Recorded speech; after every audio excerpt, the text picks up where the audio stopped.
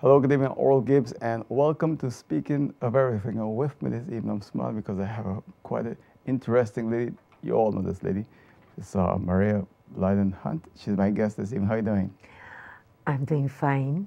Thank you, Oral. A pleasure to be in this show because this show is here. How many years existing? This one is we're in our 33 years. That's nice. That's nice. 33 season. That's for sure. It's consistent. Long time. But thanks for taking the invitation and being here this evening. We always like to have you in the program because you're one of the few ladies on this island that's really out there trying to help young people. I know your granddaughter is now in the States studying. You're very dedicated in Martna. And the last time we had you here, we spoke with you about the work you're doing with the youngsters in the school. Are you still doing that? Yes. We started yesterday, Wednesday. Yeah. Yesterday was, I think, the 2nd, right? Yeah. But this is going to be, by the time this is aired, will be a long time. So Okay. we prefer not to use dates. Okay. So anyway, I was glad when you called me because other lady had told me, but we did show you off the show. I said, no. Did you know some hadn't asked me that? I said, no. Happened, so he just called me. So I'm going to be on a show with him. Don't worry about that. So yes, I'm still doing it. And it's now getting harder for the children. I have noticed now that instead of getting better, the children are lapsing. And what we have now is more children that can speak Dutch. Instead of we say, for instance, we go, I say, more doing our best to get them better. Yeah. It's something is lacking. Something, I don't know if it's social or because we have a lot of social problems. They have to do it too. And whatever is going on is making the children that they don't want to speak Dutch at all, period. But you know, it's so strange because just before we started, I told you about the story of a young girl in the Netherlands that when she was 4 years now. Yes. Now she's 18. She lived all her life, the last 14 years of her life in a detention center. Okay. Only can go from there to school. Went to Virio, just accepted at Erasmus University to study law. You know, hey, it's a young girl going just from a detention center to school. Our children have everything here. What's wrong? I think it basically is the foundation. Foundation? The foundation of the family. Because as I talk in my earlier shows with you, I told you that my parents could not speak Dutch. Is the determination of the child and the parents. Because it starts at home. You can say what you want. My parents could not speak Dutch. I always tell you that. But I was determined. And the children that I'm in school with, if they put it away, because we have constitution now, English and Dutch, you confuse the people.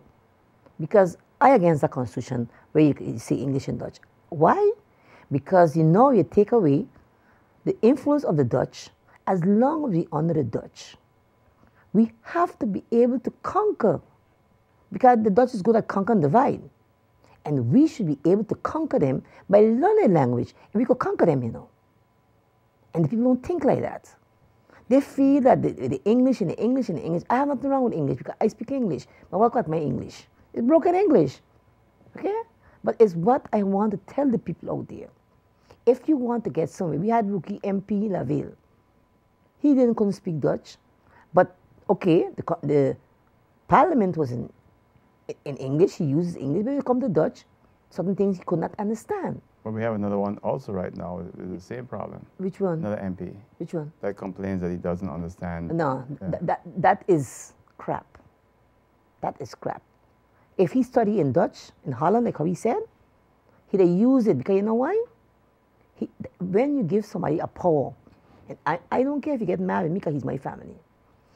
If you give somebody a power, you put the constitution, they're going to use it. That's human being on the whole.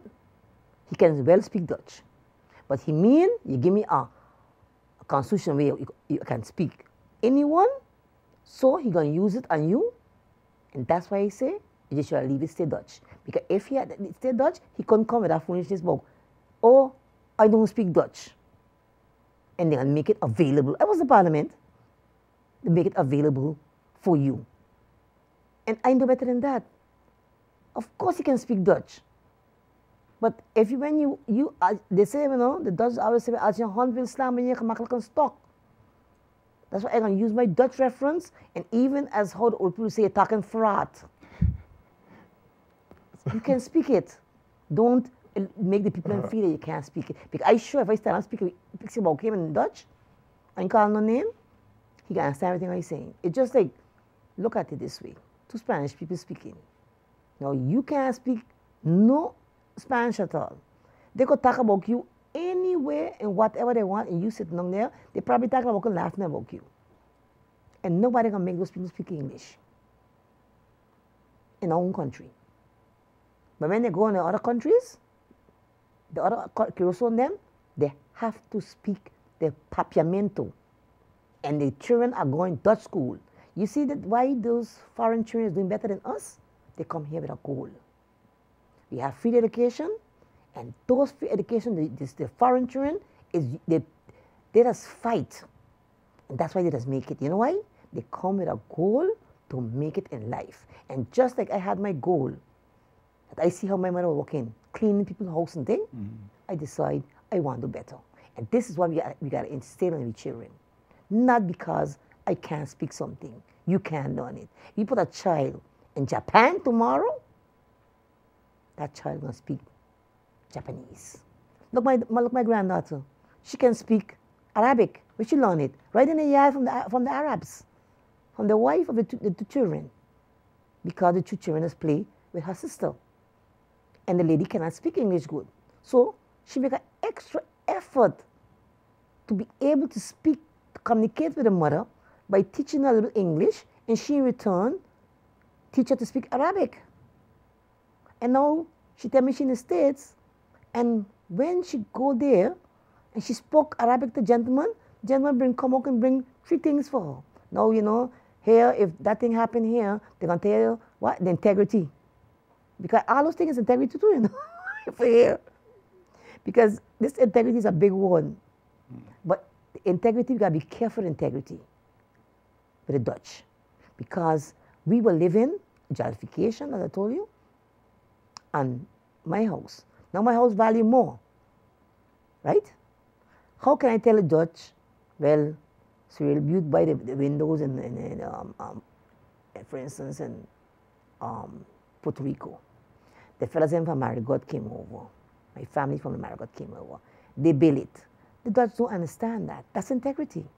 Because no, they're going to tell me, no, your house ain't valued that no more. It value more. So that, we got to be careful. So if I help somebody to get into school because of my influence of being that I'm a Dutch reader, and I'd ask the host, if you could do me a favor, take this child. It's integrity. A lot of people don't seem to understand. It's going to hurt us bad. It's going to hit our door.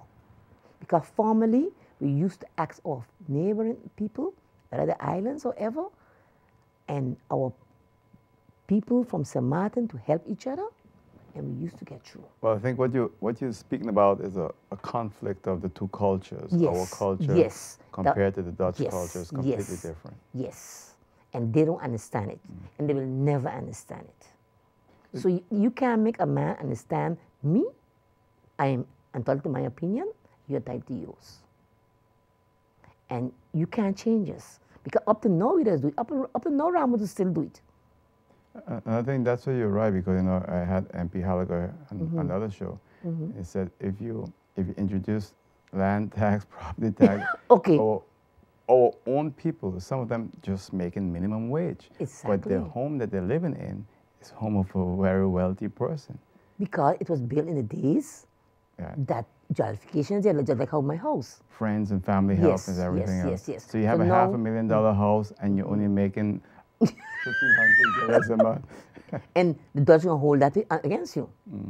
Because they cannot understand our culture. And they will never understand it. So people got to be careful in that integrity thing what they have.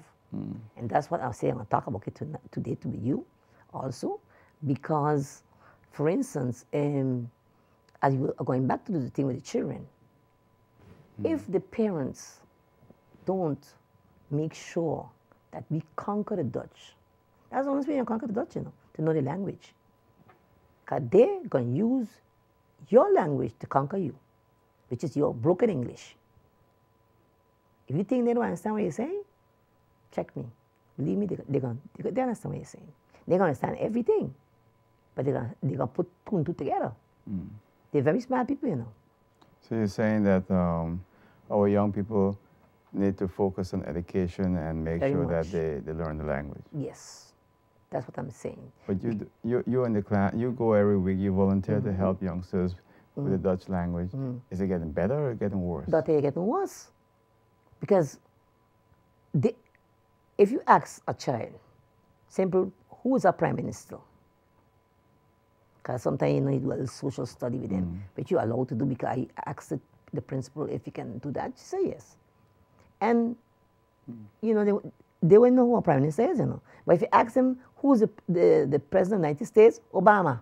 But you see, you got to remember, in all fairness to them here in this one, the current prime minister of St. Martin made his first television show appearance on Earl Gibbs Live last week. Okay. And that's after 8 months in office.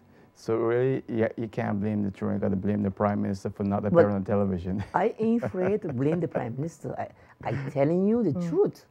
The prime minister should make more info available. And even when they go to parliament, they have these questions and answers. And when you look, they can tell you, they put them in writing. Now, who are we going to go to? The parliamentarians. The parliamentarians, how are we going to know the answers? I'll be in parliament. But do you think that people really want to know? Yes. Because if you have a health problem, it was about health yesterday. Don't you want to know what's going on in health? Probably a few people, but I don't know about a lot of people. No. A lot of people want to know about health because now we have a lot of problems with health. And even the children, I'm going to go back to the children again. If they don't eat healthy and their homes at ruins and they are poor, now you know the Bible speaks about the poor, the widow, the what you call it, the widow, the people that is in need. I want to really specify what I want to say is these people, the poor, the widow, I can't remember the other two, the elderly, exactly, and the orphans. You have to take care of these people. And they're not doing it.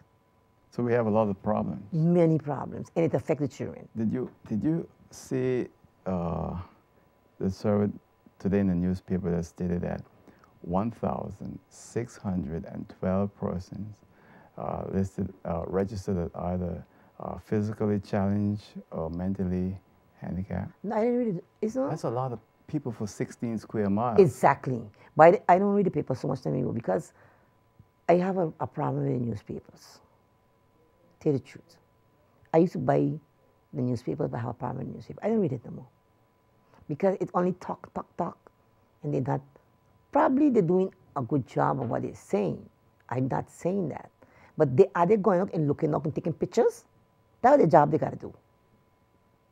If you really, look at the journalists in the world, and two of them get killed sometime here and somewhere, the journalists supposed to go where the people are that is poor. How are we going to see it? But you telling me that? Well, the problem, we have in St. Martin, in all fairness to them, is a problem of money and resources. So they can't hire the amount of people to be able to send them out there and do all of that. But you cap the price from 50 cents to 75 cents. If you cap the price from 50 cents to 75 cents, you think a poor people could buy a newspaper every day? You have to, I can sit down here and I'm tired of talking, and I see nothing being done. After a while, I can't old people, buka kayaw no intramoka. You know what I mean? Because that's a Spanish thing, they come from Santo Domingo in those days, from the 20th century. If you keep your mouth closed, you can't get nothing in your mouth.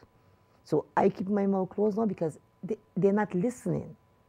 The authorities don't understand what we're going through now.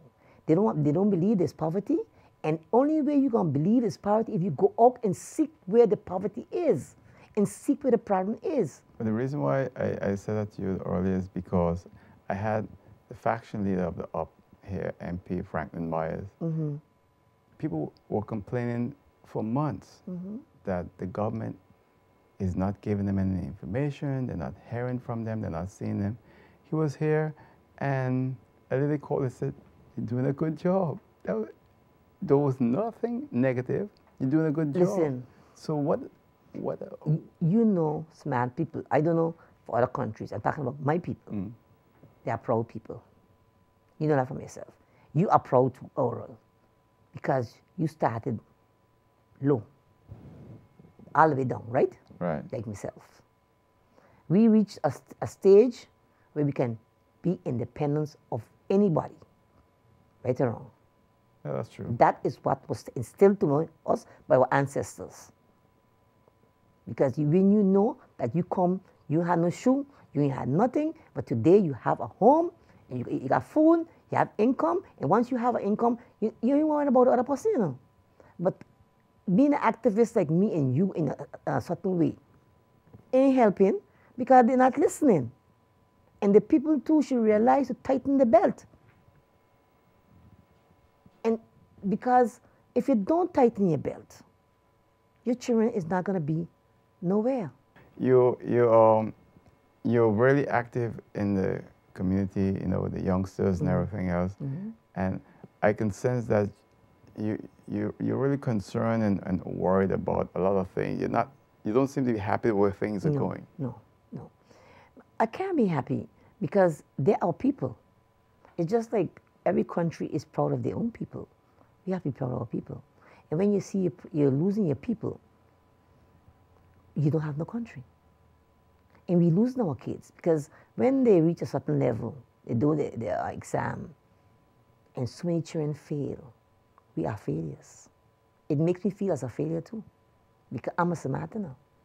And when you are Samaritan and you see your people is not producing, you feel like a failure. That's how I feel. So now, you know, I know a lot of teachers, they're hard working, they're trying their best, you know, in the schools. True.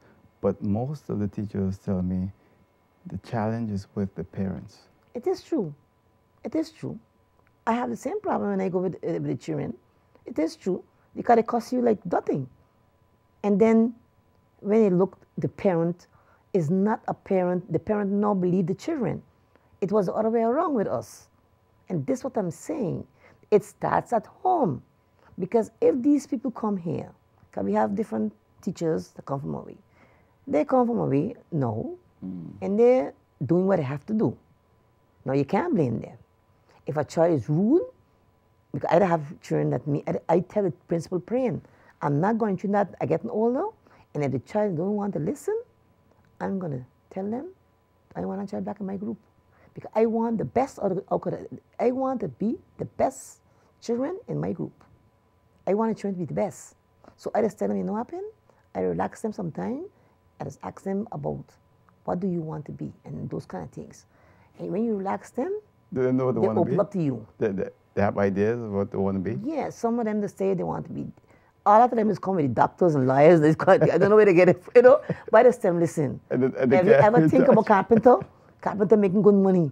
Have you ever think about, how you say, mechanic? Have you think about a load kit is a welder? But it's good to think high and dream high. Yeah, but you know that a lot of us could dream high because we see all the liars making money, this one making money. But you have to make them aware that it's not only liars making money. The ordinary man makes a lot of money because if they come, even painting, if they got to paint your house, you know how much money they charge you? Even painting is a lot of money. So don't strain yourself to say you want to be. All of them want to be doctors, liars, and all kind of things. I tell them, I say, listen, if you have everybody doctor and liar, who can do the other manual work? Then they start to think like this. I say, listen, God gave us all a gift.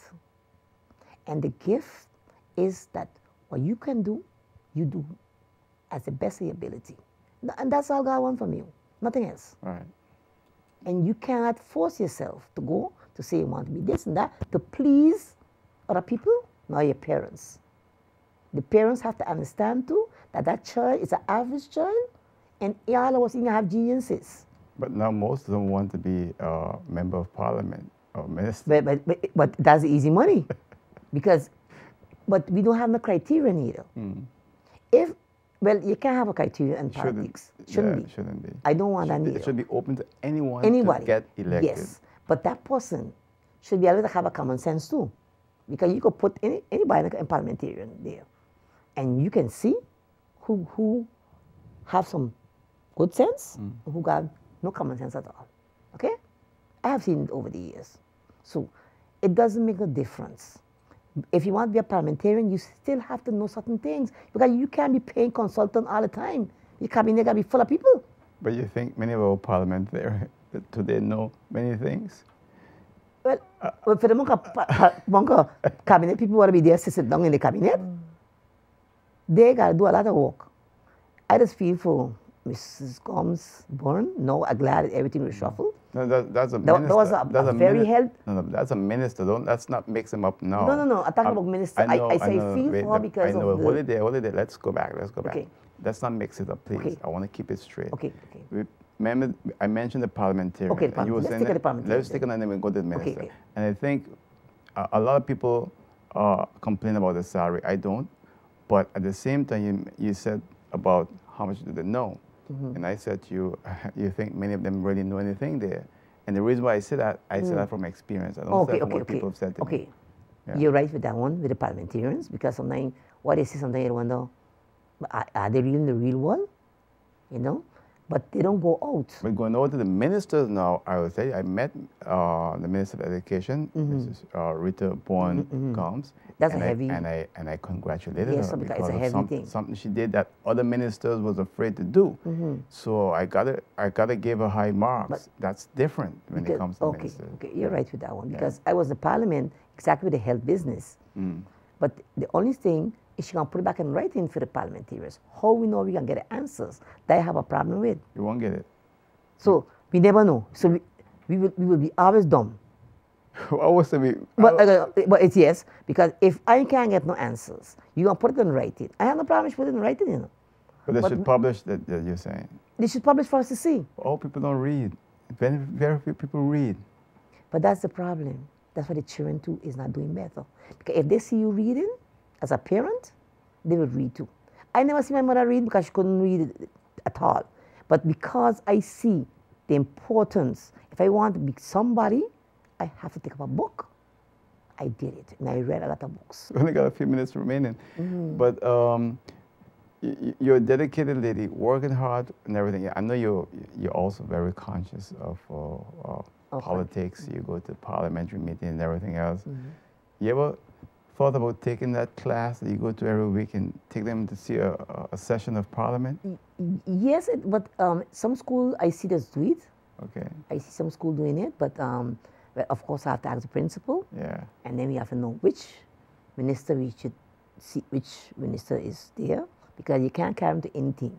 Yeah. You gotta know exactly, especially for the education. I would say the best thing to do is for them to go to see, how you say, like a parliament session of the education. Or take them to meet the governor.